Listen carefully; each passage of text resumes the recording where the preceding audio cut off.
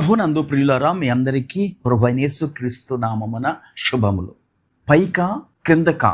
ఒకసారి ప్రముఖ సువార్థికుడు Billy Sunday 80 అంతస్తుల భవనంలోని 77వ అంతస్తులో ఉన్న తన స్నేహితుడిని కలవటానికి లిఫ్ట్లో వెళ్తున్నారు. అప్పుడు ఆ లిఫ్ట్లో ఉన్న ఒక వ్యక్తి బిల్లీ సండే గారితో సరదాగా ఇలా అన్నాడు, ఈ లిఫ్ట్ కేబుల్ తెగిపోతే మనం పైకి వెళ్తామా క్రిందకి వెళ్తామా అని. ప్రతిదాన్ని వాక్యపు వెలుగులో చూసే బిల్లీ సండే గారు చిరునవ్వుతో ఇలా అన్నారు, అది మనం ఎలాంటి జీవితం జీవిస్తున్నామో దానిపై ఆధారపడి ఉంటుంది అన్నారు. ప్రియులారా, మనందరము ఏదో ఒక రోజు ఈ ప్రశ్నకు జవాబును ఇవ్వాలి. మన అంతిమ గమ్యం పైకా లేదా క్రిందకా? బైబిల్ గ్రంథం పైకి అంటే పరలోకమని, క్రిందకు అంటే నరకం అని తెలియచేస్తుంది. సామెతల గ్రంథం 15వ అధ్యాయము 24వ వచనాన్ని చూడండి. క్రిందనున్న పాతాళమును తప్పించుకొనవలెనని బుద్ధిమంతుడు పరమునకు పోవు జీవ మార్గమున నడుచుకొనును. పరమునకు పోవు జీవ మార్గమును గురించి ఇంగ్లీష్లో the way of life is above అని మనం చదువుతాం. అనగా పైన ఉన్నది పరము, క్రిందనున్నది పాతాళము. పైకి వెళ్ళాలి అంటే పరమ తండ్రితో సహవాసం చెయ్యాలి, ఆయనతో నడవాలి. అప్పుడు ఆయన మనలను తానున్న స్థలానికి తీసుకుని వెళ్తాడు.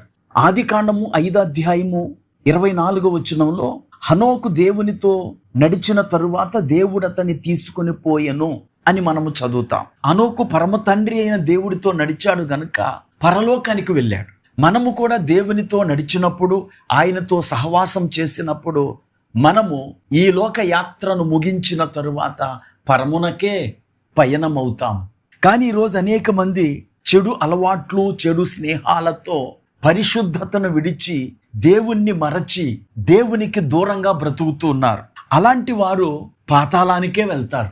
లూకా రాసిన సువార్త 16వ అధ్యాయము 19 నుండి 30వ వచనం వరకు చదివితే అక్కడ ధనవంతుడు లాజరుల వృత్తాంతమును మనం చదువుతాం. ఒకరు పరదేశునకు వెళ్ళారు, మరొకరు పాతాళమునకు వెళ్ళారు. పాతాళమునకు వెళ్ళిన వ్యక్తి ధనవంతుడు, దైవ భయము లేనివాడు, ఈ లోకములో దేవునికి చోటియ్యకుండా ప్రతిదినము సుఖపడుతూ జీవించినవాడు.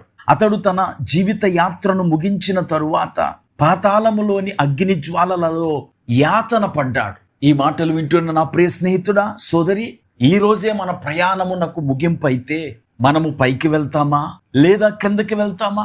మనము పైకి వెళ్ళాలి అంటే పైనున్న వాటి యందు దృష్టి పెట్టి ఈ లోకములో దైవ భయంతో జీవించాలి. అపోస్తలుడైన పౌలు కొలస్సీలకు రాసిన పత్రిక 3వ అధ్యాయం 1-2 వచనాలలో ఇలా అంటాడు, మీరు క్రీస్తుతో కూడా లేపబడిన వారైతే పైనున్న వాటినే వెదుకుడి, అక్కడ క్రీస్తు దేవుని కుడి పార్శ్వమున కూర్చుండి ఉన్నాడు. ప్రార్థన చేసుకుందాం. కృపా కనికరము కలిగిన మా తండ్రి, నీకు వందనాలు. మా జీవిత యాత్రను ముగించిన తరువాత మేము పైకి కానీ క్రిందకు కానీ వెళ్ళాల్సి ఉంటుందనే విషయాన్ని ఈ వర్తమానం ద్వారా తెలియచేశారు. మేము నీతో నడిచి నీ యందు భయభక్తులు కలిగి నిన్ను రక్షకుడిగా అంగీకరిస్తే మమ్మును మీరు పరలోక రాజ్యంలో చేర్చుకుంటారు. ఈ మాటలు వింటున్న మా వీక్షకులందరూ నిన్ను అంగీకరించి మీరుండే చోటును వారు పొందుకొనుటకు సహాయం చేయమని యేసుక్రీస్తు నామమున ప్రార్థించి వేడుకుంటున్నాము. ఆమేన్.